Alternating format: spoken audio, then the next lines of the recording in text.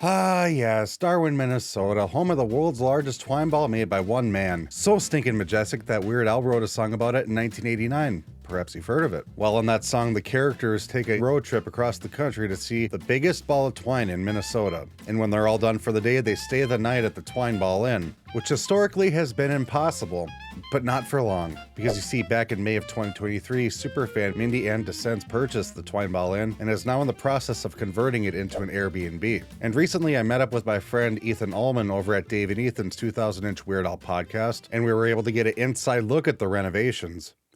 But before we do that, we have to check out that glorious, huge, majestic sphere. Ethan has just arrived at the I made it! Finally, this is my second time ever at the world's largest, by one man, twine ball, constructed by Francis A. Johnson, 1950 to 1979. It weighs 17,400 pounds. It was moved from Johnson's home east of Darwin on Highway 12 to this site. I think it was June 25th, 1991, just about a year and 1 month after I was born. So I think they did it in my honor. Oh, that's crazy how you just know this. Yeah, it's just something that I just have always just kept in the back of my mind. The mayor of Darwin, Josh Johnson, was gracious enough to come by and unlock the Twine Ball Museum for us, which has many of Francis Johnson's inventions on display and many Weird Al references to boot, which includes a display exclusively about Al. This is 27. Technically. Ethan bought some more loot from the gift shop for his collection, and at last it was time to be reunited with that wonderful twine ball, with one major obstacle standing in our way. I can't jump this high. I mean, I really like the twine ball. I don't know if my leg likes it. It's kind of a stretch. I think it's to protect the twine ball from COVID. Probably. But that wasn't going to stop us from taking in that sweet, musty twine ball once more. Oh, the smell. It just smells big. That smell. I can never forget. But Josh is going to do a backflip, I guess. And I should say Mayor Josh Johnson will do a backflip. To get in, he's going to collect some of the pieces that have fallen onto the ground. And I'm going to do an art project. I'm going to start my own ball of twine. We're going to make the second biggest ball of twine. Fortunately, Josh was limber enough to climb the COVID wall and gather up some twine dust and leavings from inside that pagoda for Ethan's ever-growing Weird Al collection. But he was also determined to get a little bit closer to the twine ball. Step here, because it's already higher here. You see where my legs end. You see where this starts. Like hop over. I don't know if I can lift my leg. Let's try this leg.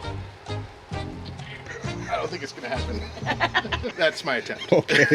Before we headed out to lunch, we took a moment to see if there were any wooden nickels left from Dave Rossi's birthday in 2022. And lo and behold, a couple were spotted, remaining relics from that fateful day. We made our way past the Twine Ball Inn and the perennial bank to Troubles number 2. And Ethan knew exactly what menu item he had to get in honor of his comrade, who was missing in action that day. This is Ethan's David's Pizza Roll. I'm here at Troubles number 2 in Darwin, Minnesota, right down the street from the Twine Ball. David, Elvis Rossi, is not here, so in his honor, I had to order his menu item. So let's take a bite. Dip it in the marinara.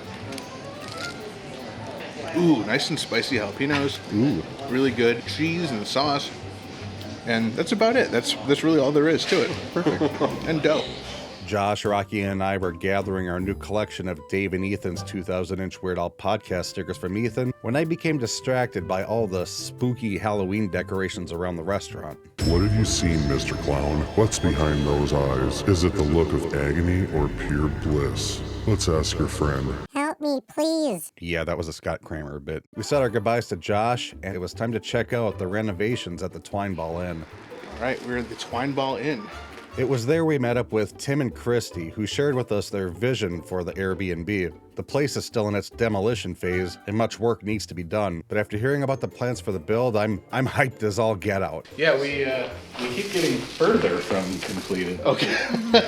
There was a floor at one point, right? We had a floor. There were some walls, yeah. There was a ceiling. So the vision currently is dividing it into 3 units for short-term rental. This back unit will be ADA accessible, and it'll also be very, very Weird Al themed. Like, super crazy, just wild. Okay. The Yeah. idea is to just make it as weird as possible. There's definitely gonna be some like Hawaiian themed wallpaper. It'll have a kitchenette, a little living area, and a bedroom. And then the center unit will be Twine Ball themed. So very rustic farm, that kind of thing. That'll be a 2-bedroom, and it'll probably sleep 6 or 8 people. Oh, wow. And then the front unit is intended to be another either 1-bedroom or studio unit for like a couple or something like that. Our thoughts are we're gonna decorate that kind of moderately Twine Ball-y, but if the Weird Al suite is a big hit, then we can go ahead and deck that one out.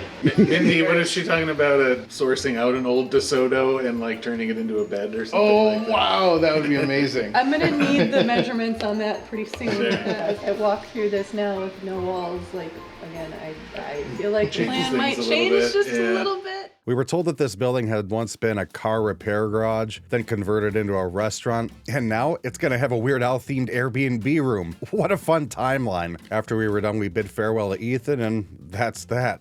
What a fun day. Mindy, I'm sorry we missed you on this trip, but I just wanted to say that you and your team are doing God's work, and I'm so excited to see the end result, and we will be visiting probably multiple times. How lucky am I that this is happening in my own state? And if you wish to stay up to date on this project, check out their Facebook page. And hopefully soon they'll let us know when they plan to open this up to the world. But of course, you don't have to wait for the Twine Ball Inn to open up in Darwin to have a good time there. Come on, they have the Twine Ball Museum, a nice cozy place to grab a bite, the biggest ball of twine in Minnesota, a photo op at the Perennial Bank. You're missing out. But thanks to Tim and Christy for showing us around, and Josh for hanging out with us that day. And last but not least, Ethan for inviting us. Be sure to check out Dave and Ethan's 2000-inch Weird Al podcast, the best podcast in the world. And if you're interested in seeing a more raw, extended cut of the footage from that day, that'll be over on Dave and Ethan's 2000-inch Weird Al podcast Patreon page. But that's all I got for you this time. Thanks so much for watching, and I'll see you in the next video.